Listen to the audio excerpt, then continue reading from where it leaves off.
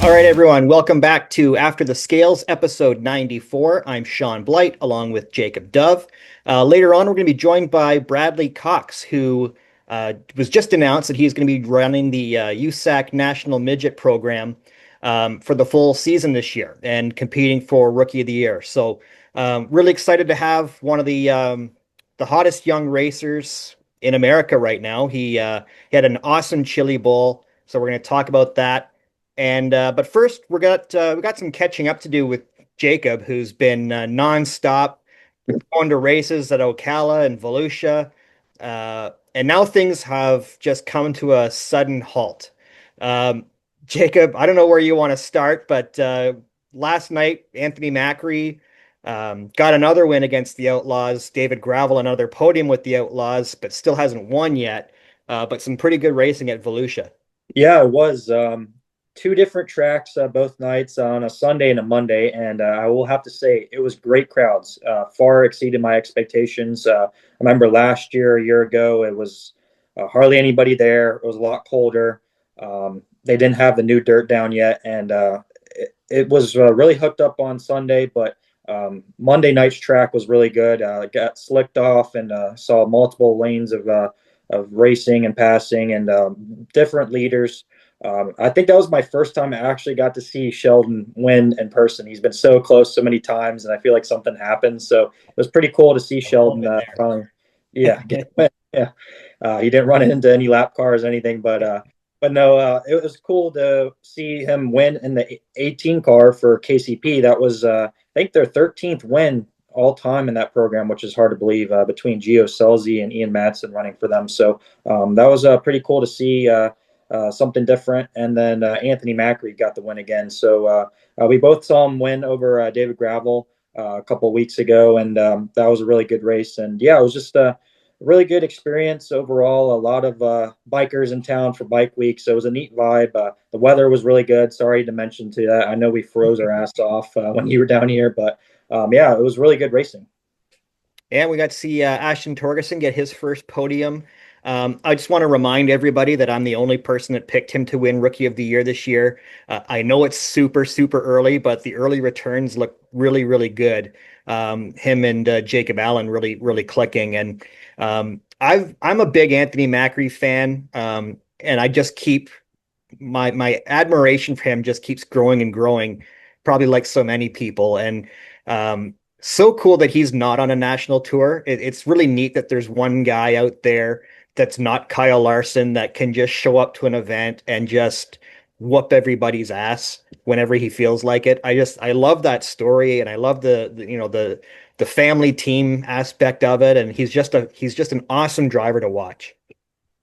Yeah, and he's about the same age as me. He has been running very long with the 410 stuff. So seeing with this much success is definitely going to be one of the future stars, if not already a star in the sprint car world. So yeah, I thought the Concrete Kid, or the Concrete King, as they call him now, was really impressive. I was just talking. I think it was to our buddy Cam Martin, who was parked. Those guys, the Chris Martin and Cam Martin, were parked next to Macri in the pit area.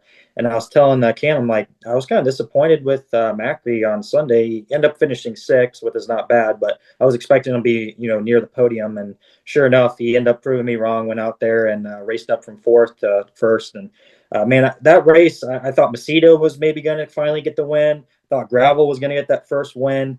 Sheldon started on the pole again, drove around Gravel and the dash. So yeah, different drivers up there that were battling, and it was really cool to see a guy who is not a full timer win again off the porch. Yeah, and I think we all would put David Gravel at number one of our top sprint car drivers right now.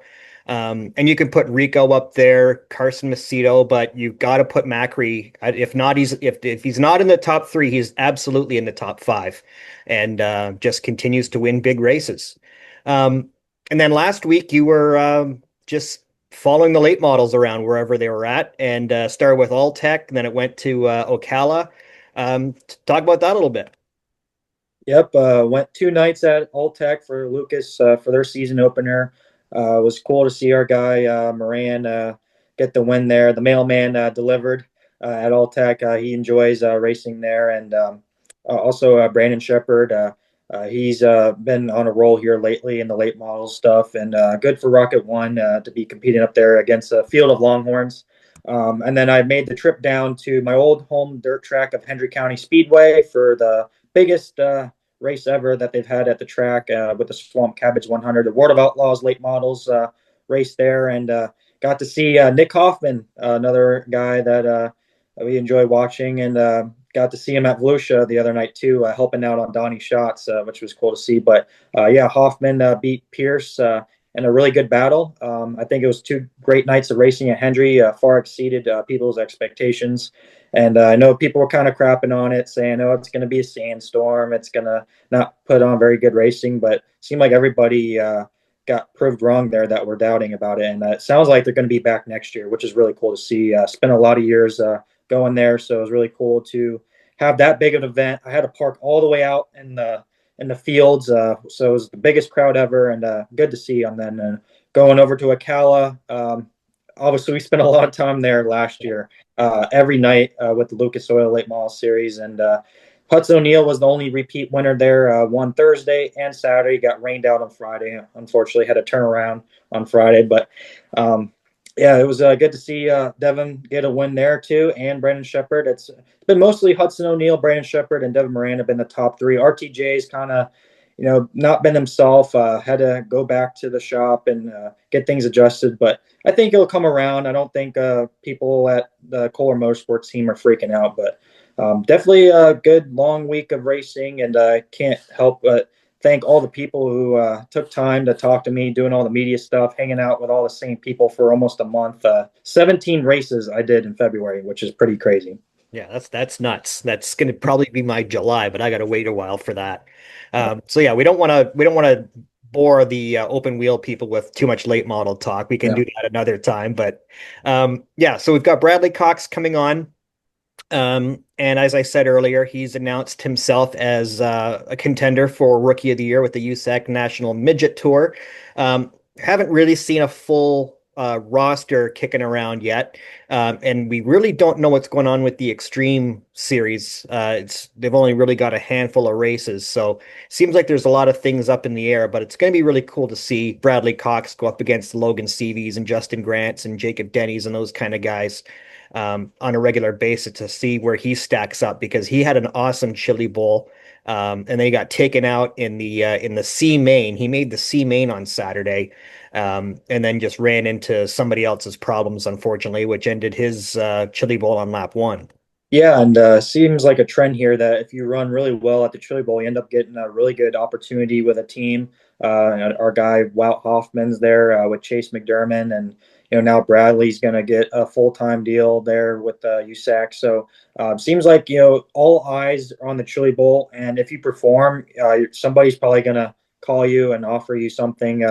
Really, just proves yourself that the Chili Bowl, you don't have to win the race for it something to change your life, right? Everybody thinks, oh, I got to win a Golden Driller. That's going to change my life. Sometimes just making a B main or a C main and you're the underdog can change how your racing career continues. Yeah, and you look at Darren Nida this year. He had the big soup run, and he's selling out of T-shirts, and now he's got a big regional tour, regional sprint car ride in Ohio and Western Pennsylvania there. So, like you said, you just got to put yourself on the map, and you never know what's going to happen, because when it's January, there's nothing else going on. So all eyes are on the Chili Bowl. So with that said, we're going to take a little break, and we're going to be right back with Bradley right after this. After the Scales is proudly presented by DJD Graphics. From commercial and personal vehicles to racing bikes and cars of all makes, models, and disciplines, DJD Graphics can fully customize your vehicle to suit your needs. For more information, contact Darren and visit his website at www.djdgraphics.com. Tell him Shaun and Jacob sent you to receive special rates. All right, and we are back with Bradley Cox, who just recently announced that he is going to be running the USAC National Midget Tour. So we're really excited. Bradley, how's it going, man? Going good. Thank you guys for having me. This is awesome. Yeah, of course. I've got to chat with you a bunch. The last two Chili Bowls, you were teammates with my buddy Jacob Dykstra and Austin Torgerson last year. This year you weren't. You were kind of off on your own, but you were parked like just across the aisle. So I got to go over and see you a couple of times. So maybe let's start with Chili Bowl before we get into the USAC stuff. Um, Disappointing result because of how good you were. You got taken out in the C main. Um, not your fault at all. There was nothing you could do about that. Talk to us about your week in Tulsa. Yeah, it went pretty good until Saturday, but I felt like me and my family team with REM Racing with Cappy and Sherry, we showed a lot of great speed, and then what sucked is Saturday you wait all day to get to the C main, and then just to have it ruined in one lap really sucks. So, but we gained a lot of confidence, so that was a highlight of the week. Now, Bradley, it was my first Chili Bowl in person, and it was really cool to see, how big the car count was and how many people from different disciplines are racing there. Just talk about how cool it is. You're going down the ramp. You probably got, goosebumps or getting a little nervous, but you're going out there racing against really good competition and kind of just blocking out that type of noise where you have to go out there and just do your best. And seeing that highlighter orange car, that was pretty cool. I couldn't not see you out there with that scheme. Yeah, that's awesome. You roll down the ramp and then you take the hard right turn onto the track, and man, it's just you see crowds of people, and sometimes they're blowing that horn or something, or they're chanting your name, which is it's just awesome atmosphere to race in, and I'm super blessed that I get to be a part of it and do that.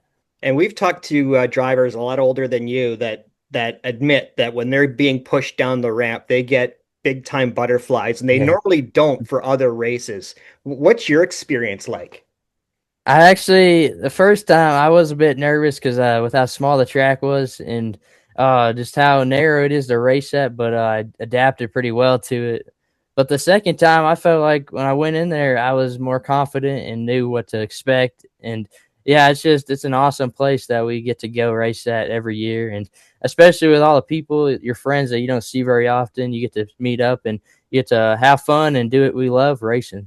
And for the people that might not know about the Chili Bowl, we're talking about the C main that you mean. Like that's actually really good. Like any B main, C main, D main even is really good accomplishment with how much alphabet soup is. And we've seen young guys like Darren Ida and Mac Leopard both make some soup runs. But just talk about your overall performance and satisfaction of that, and how that's led you into your new opportunity for a full-time gig with the USAC Midgets. Yeah, it did start out. Well, the Chili Bowl is really what kicked it in when we ran really good against some of the best. And my car owner, we were doing the schedules, and he was like, we should go hit the USAC schedule up. I think we would do really well at that and have a good chance at the Rookie of the Year. And I think I only ran for him for 4 races. I started in September. September here in Colorado, and then I went to Oklahoma, and he had great speed with each other, and I liked the car. I just liked how he had everything together, and I was super blessed that I got the opportunity to race with the USAC full time this year. Yeah, so you haven't raced a bunch like in 1 year. This will be like far and away the most races you've ever done in a year. And you're a young guy. You've got school, I assume, and balancing that out. Like what kind of challenges are you looking at, and how are you planning on balancing all of that stuff? Well, thank the Lord for online school. But, yeah, so I'm almost actually got the school all finished up. I think I'm like 85% done, so that helps. But I'll go back to what you're saying. I just remembered that question. I've only had like 12 starts in the past 2 Yeah. years, which isn't ideal, but to go out there and still compete with some of the best with that less starts just makes me even more excited to get to race about 40 or so races this year. And I'm really going to learn, and I feel like it's going to make me a better driver at the end of this year. Yeah, I feel like in a short amount of time, you started racing when you're like 7 years old, and to already be moving up that quickly, like, what is the thought process behind, kind of making a name for yourself with like veteran drivers? Like, you're going to be going out there against Justin Grant, Cannon McIntosh, who won the championship last year. Like, these guys have been running for a long time, and now you get to put your name out there and, kind of learn from them as well. Yeah, just take it lap after lap and really just talk to people about just especially what these tracks are going to be like that we're going to, and just the like a little stuff like the gearing and stuff like that. I think we got a lot of people that will help us out with that. But again, racing against the best of the best. Shoot, it's gonna. I know they don't make many mistakes, and I'm just excited to get out there and have this chance to race with them, and yeah, just be on the biggest stage of midget racing. Is there anyone who's going to be on the tour that you know, like personally, that you can kind of bounce questions off of? Um, not really. I've talked to Cannon a few times, Hmm. and who else? I talked to Thomas Mesrell. I don't know if he's going to be on there though, but I know his crew chief Donnie Gentry. He helps me out a lot. So yeah, I think we'll be in good hands. And I can't. My grandpa, he does a great job, and he has a lot of knowledge. So I put my full trust in him, and I know he'll do the best to help me out with the car and the setup. Now we were kind of talking off camera about the trophies behind you and the checks, and you got the cool, neat checkered flag bedspread. But I don't get to ask this too often to a lot of drivers, and I guess I'll ask it to you. But what's your favorite part about being a race car driver? Because I mean, I'm sure it's pretty cool talking to your friends that you have. You know, I know you do online schooling, but you know, like I'm a race car driver. I get to do that for a living. This is probably going to be my career for the rest of my life, hopefully. Yeah, it's awesome. Especially one of my favorite things is making fans and seeing kids come up to me and ask for my autograph. That's awesome and means a lot to me. But yeah, I just a lot of my friends they race in real life too, so they kind of just understand it. I don't really have friends outside of racing. My whole life has been around driving race cars, so that's just kind of been my home. And it doesn't really. If I told somebody outside of racing, though, they probably be like, "Man, you race like dirt bikes or something?" I'm like, "No, no, like four wheels." And I invite them to the racetrack. A lot of people, and they like it, so they come back, and it's awesome to grow the sport like that. Yeah, so one thing I'm curious about, there are some famous race car drivers from Colorado, but when you think of race car country, you maybe think of Indiana or Pennsylvania or California. How did you get involved? Like, how did you first discover racing? Like, is it part of your family's background at all? Is that something your dad or your grandfather was involved in? Yeah, I'm a fourth generation driver. Okay. Both of my grandpas have been doing it for a very long time. They actually, my Grandpa Lonnie's been competing in the NASCAR Truck Series in 2000s. I don't know when he stopped racing that, but I know he did that, and then he did sprint cars for a while. But yeah, Colorado, you think of Colorado racetracks, and you're like, man, I don't know if any are out there, but there's there's three tracks that we luckily get to race out here that. They're pretty solid. They're not like Indiana or Hmm. Oklahoma and stuff like that. But we're blessed to have racetracks out here to come out here and practice and be able to go to some of the best racetracks out in the Midwest and compete. And you have some pretty good accomplishments already at a young age. You know, got the ASCS Rookie of the Year. You won a championship already. You know, do you ever get complacent sometimes? Like, okay, I'm finding success this early, this age. I gotta remember, like, you know, I'm trying to, you know, work my way up through the ranks and you know, have realistic expectations. Like, okay, I'm gonna go out there, I'm gonna do my best, but at the end of the day, if I'm not on the winner's circle or I'm on the podium, that's okay. I'm just learning and just getting as much seat time as possible. Yeah, I know I'm young. I know I still got a lot to learn, and I know there's great people around me that will help me still learn a lot. And I just take it kind of lap after lap, like when I go race with the best of the best. I know I may be an underdog, but I'll sure try my best to go out there and do the best I can for my team. And that's one of the things I'm looking forward to this year is, just being kind of the underdog and just learning everything I can, but doing the best job I can for my team and all my fans. Well, anybody that watched the Chili Bowl this year, I don't know how much of an underdog they're gonna take you as, man, because you certainly, I think you caught a lot of people's attention. There's always a couple of guys every year that you sort of like, oh man, like this kid's got it, and it was really cool to see the success you had, even though it ended prematurely for you. Have your family or your owner talked about any set goals or anything? The main goal is just rookie of the year. That's about it. Yeah.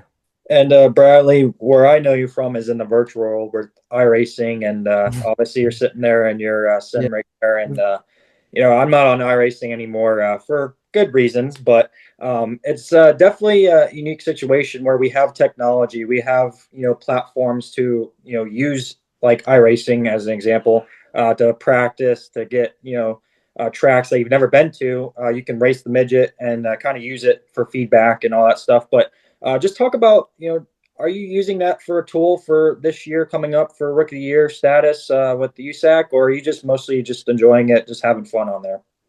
I actually tell people this a lot. I think iRacing really has shaped me to help me become the driver I am today, and doing the I feel like getting on here, with the force feedback wheels that we are able to run nowadays with Fanatec and stuff. You really get to feel the car, and it's like you go to Eldora on here, and I've been doing some practice laps there because I know we're going to be heading there this year, so. I just feel like this really it's not the same, but it's definitely it's close as you could get. I feel like, and with the feeling in the wheel, I feel like I'm almost all the way in a race car without the movements of like your body. But yeah, I get on here to have fun too with my all my friends on here, and but I also like to come on here and race for money in the Pro Series. I've been doing that the past 2 years, and luckily I've been pretty successful with that. So that's been fun. And what's it been like to race against my buddy Alex Bergeron? We were kind of laughing about that at Chili Bowl a little bit. You can go ahead and trash talk him all you want. I won't tell him what you said. But what's it like racing against that guy? No, he hasn't done anything to me. I haven't really. I've only raced with him in the Pro Series, Yeah. nothing really else. But he's been fun to battle with. Yeah, and yeah, hopefully he comes back on here again for the next Pro Series, and we can get to throw some slide jobs again. What's kind of your biggest pet peeve for the virtual world? I mean, always for me, it was people blinking. Obviously, there's a lot of people that kind of throw bad sliders, especially on the dirt side. Not the best moves, but at the end of the day, it is a video game. But is there anything that kind of like gets you worked up? Like, oh, I wish wouldn't have done that. You know what? There's a thing called netcode on here against the different servers. It's like you go, like you don't actually touch, like somebody could slide up, but they don't actually touch you, and they call it netcode on iRacing. It's like say you're racing against Australians. That happens a lot, and that's just kind of annoying sometimes because it could like take you out of the race. But yeah, sometimes you just have to deal with it. I know Bradley was always better than me, even though he was younger. I forgot when did I race against you? Did you race officials or hosted? Mostly officials and some of the leagues, like some Oh, okay. mostly sprint car midgets. So Okay, that's cool. yeah. I wanted to park some time to talk about your merch, Bradley, because you had some really cool stuff at Chili Bowl. And our friend Kiana, who is down from Canada, who races up here, I don't know, she actually she bought one of those sparkly hoodies there that you guys were selling. Talk about who does your merch, who helps you with that, and where people can find it this year. Yeah, R&R Designs with Neil Quick. He does a great job on our stuff. And my grandma, my mom, and my aunt, they all do the orders on that. And yeah, they like blinging the shirts out for them. It's pretty funny what they do with that. But yeah, just they do a great job. And you could find I don't have a website yet. I'm not cool enough for that. But you could go on Facebook and on Bradley Cox Racing and message my race page, and you get some there. I'd appreciate that. And you don't have to spoil it if you can't say it, but is the orange highlighter coming back on the car this year? The orange highlighter, like the all orange body. Yep. We're actually gonna keep the same design we had the Chili Bowl on it. It looks pretty solid, so we'll stick with that. Well, Bradley, we really appreciate your time, and obviously we want to take up too much away from your iRacing or schooling, whatever is more important. Yeah. We do appreciate it, and we're going to wish you the best of luck this year. I know I'm going to be tuned in. Unfortunately, we don't get the midgets down here in Florida anymore. Still rocking my T-shirt from 2022, but when they did, used to. But Shaun's got 10 questions for you, rapid fire. Just come up with the first, answer that comes to mind. And Shaun, whenever you're ready, you'll fire it off to him. Yep. All right. All right. So what's your favorite kind of race car to drive that you've driven so far? Oh, that's a close one. I think the midget is more my favorite right now. It's All right. If you could only win one, would you rather win the Chili Bowl or the USAC National Midget Championship? That's a tough one. We got to go with the Chili Bowl. It's really prestigious. All right. Why the number 45? Because my grandpa ran the number, so he just passed it on to me. All right. Like that. We don't get to ask this one very often. What's your favorite subject in school? I like science. I like learning about all that stuff. It's pretty fun. All right. So you're smarter than me. What's your favorite Colorado sports team? The Denver Broncos. Okay, we won't hold that against you. Who's your racing hero growing up? I gotta say I watched Tanner Holmes a lot with his YouTube channel and stuff, so that inspired me to start my own Facebook and YouTube stuff. Yeah, it's cool. We're big fans of Tanner here. Oh yeah. What's a track that you can't wait to race at that you're going to this year? I gotta say Eldora Speedway is the top of my list right now. It's gonna be awesome. Yeah, that'll be cool. I'll be there for 4 crowns. So yeah, that'll be nuts. That's awesome. What's a bucket list sporting event that you'd like to go to one day? It can be racing or not. Racing or not? Could I be racing in it or no? Oh, sure. All right, sure. All right. The King's Royal would be awesome in the 410. All right. So do you play any video games outside of iRacing? And if you do, what's some of your favorites? No, sir. I just hop on here and I just play iRacing. That's the only thing I do. All right. And what's a track that's not on iRacing that you wish would be? Port City Raceway. That'd be awesome on here. I agree. All right. So that's our rapid fire segment, Bradley. We really appreciate you coming on. Looking forward to seeing you hopefully the end of April at Kokomo. That's I'm going to try to make my first visit to Kokomo and your first visit to Kokomo. So that'll be pretty cool. Yeah. Oh yeah. Yeah. Hopefully the weather is good and allows us to go. Wishing you the best of luck this year, man. We'll be following along and keeping tabs. Thank you guys so much for having me. Yeah, thanks, Bradley, and try not the net code. Yeah.